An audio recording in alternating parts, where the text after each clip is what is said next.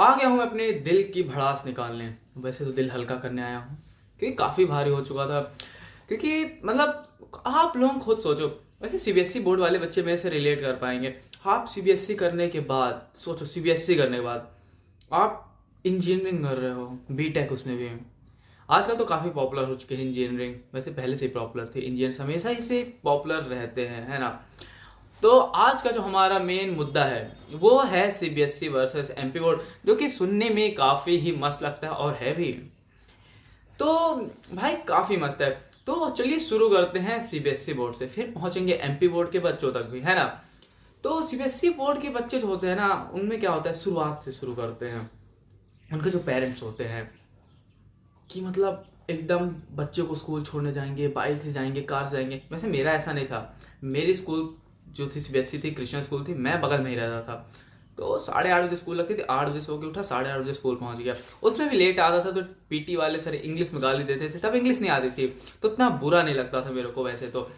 फिर दिन ब दिन जब मैं first second third fourth fifth seventh 8 9 10 11 12 तक पहुंचा, तब इंग्लिश आने लगी थी ना भाई।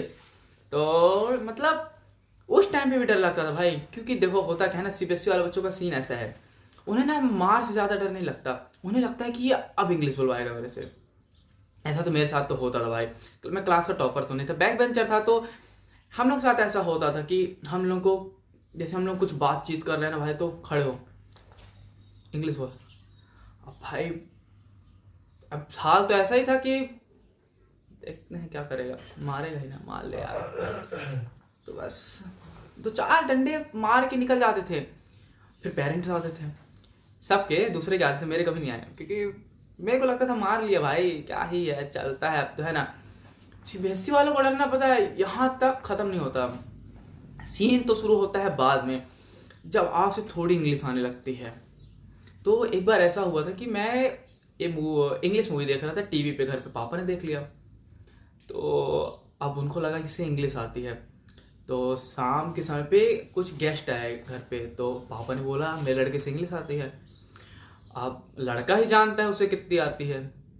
तो बस पापा ने बुलाया, बोला, अंकल ने बोला हाउ आर यू बेटा। बेटा नहीं बोला, बेटा हाउ आर यू पूछा। एंड आई वाज लाइक,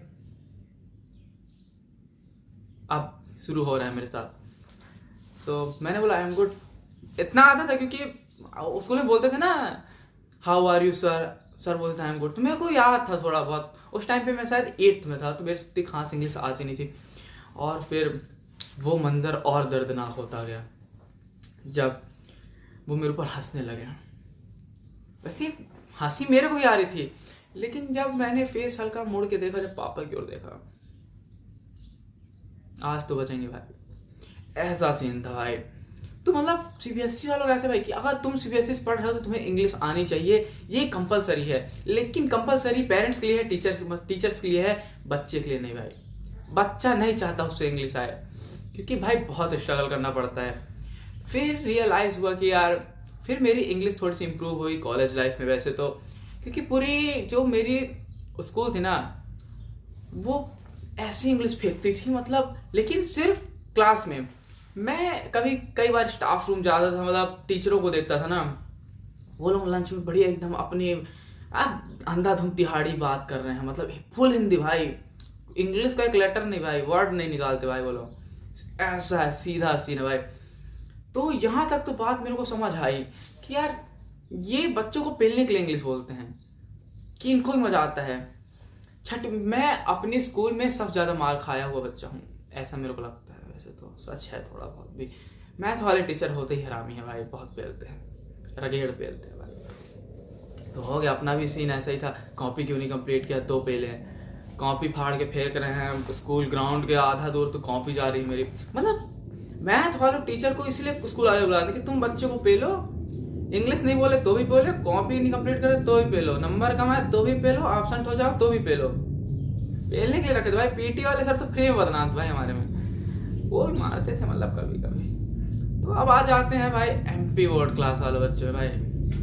उनका सीधा सा है भाई, ऐसे भी शर्ट टाई लगी है, बेल्ट लगा है, नहीं लगा है, पहुंच जाना है भाई, स्कूल पहुंचना जरूरी है।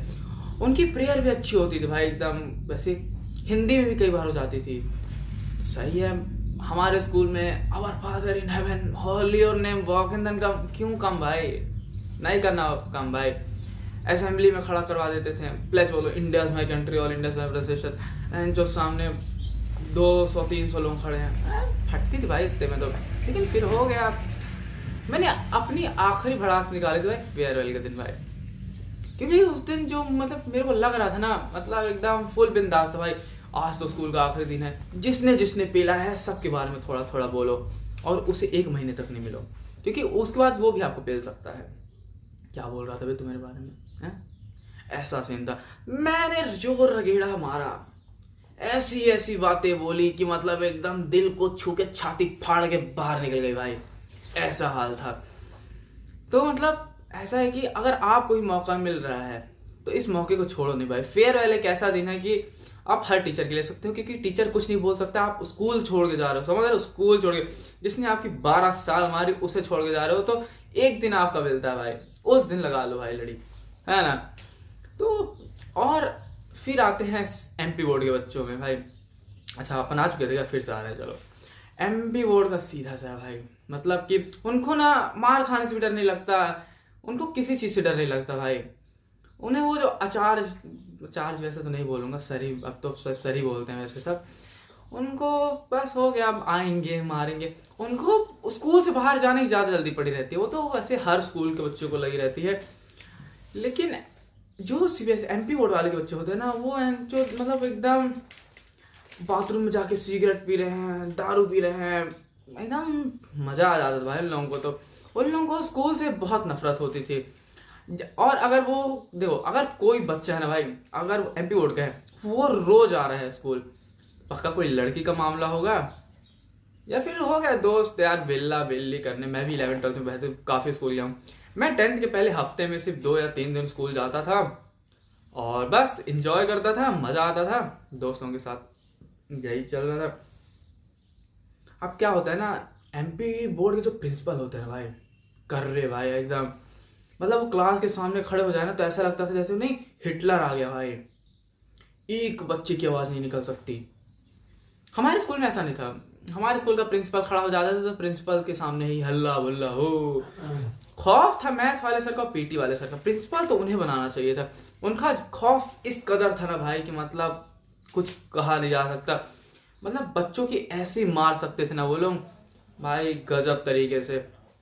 वो लोग मतलब झुकाते थे इतना बड़ा हाथ, अभी तो मेरी पेट थोड़ी सी बड़ी हो गई इसलिए मेरी पेट थोड़ी सी अच्छी है, मतलब झुका फाट, अब बच्चे की सांस शुरू कर रही है, उसे तो फर्क नहीं पड़ रहा भाई, मार डाल भाई।